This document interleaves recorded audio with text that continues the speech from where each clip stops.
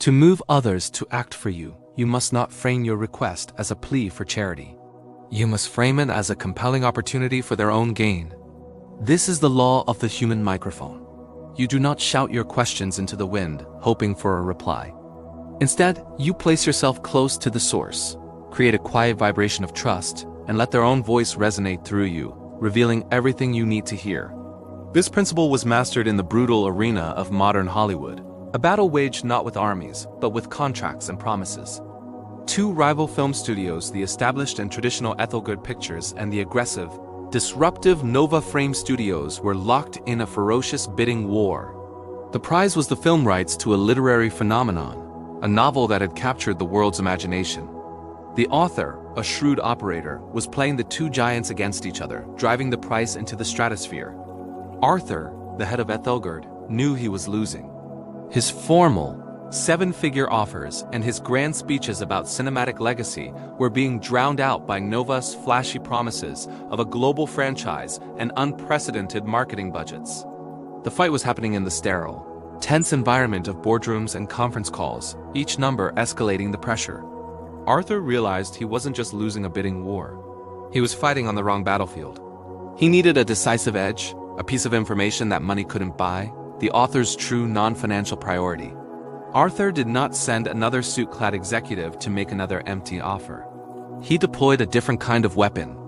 He sent Elena, his brilliant head of development, armed not with a new contract, but with a fabricated identity. Her mission was to become a human microphone.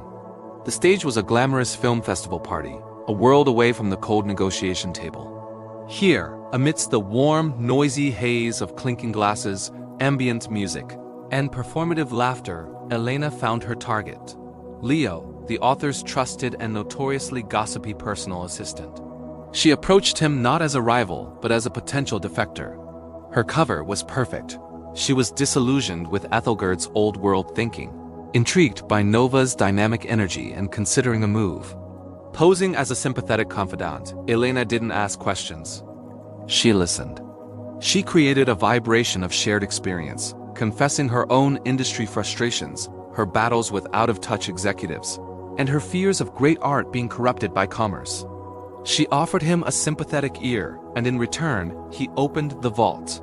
Over a second and then a third cocktail, feeling seen and understood, Leo began to unburden himself. He complained about the pressure, the endless calls from Nova, and the author's spiraling anxiety. And then he leaned in, his voice dropping to a conspiratorial whisper. The author, he revealed, wasn't driven by the money at all. He was haunted by a deep personal fear that his masterpiece would be turned into a shallow, soulless blockbuster. His late mother, the person who had inspired his love for storytelling, had adored the obscure meditative films of one specific reclusive art house director. In that moment, in the cacophony of the party, Elena heard the perfect silent note of victory. The intelligence was priceless. The bidding war was a diversion. The real currency was this single whispered secret. The next morning, Arthur withdrew Ethelgerd's bid completely. Nova Frame celebrated their apparent victory, blinded by their own noise. But Arthur was already on a plane to Iceland. He didn't send an email or a representative. He went himself, trekking to the remote home of the reclusive director his author's mother had so admired. He didn't just offer the job. He sold a vision. He returned not with a higher bid, but with a signed agreement from the one director who could honor the author's unspoken dream. He presented this to the author not as a deal point, but as a fulfillment of a legacy. Nova Frame was stunned into silence. They had been trying to buy a property. Arthur had understood he needed to safeguard a soul. He won the rights not by outspending his rival, but by outknowing them. In your last important meeting or conversation, what was your goal? To talk or to listen? Were you gathering data or just waiting for your turn to speak? True power doesn't come from the volume of your own voice, but from the clarity with which you can hear others. You must learn to be the microphone to amplify the quietest signals into actionable intelligence. Friendship is a door. Most people use it to enter.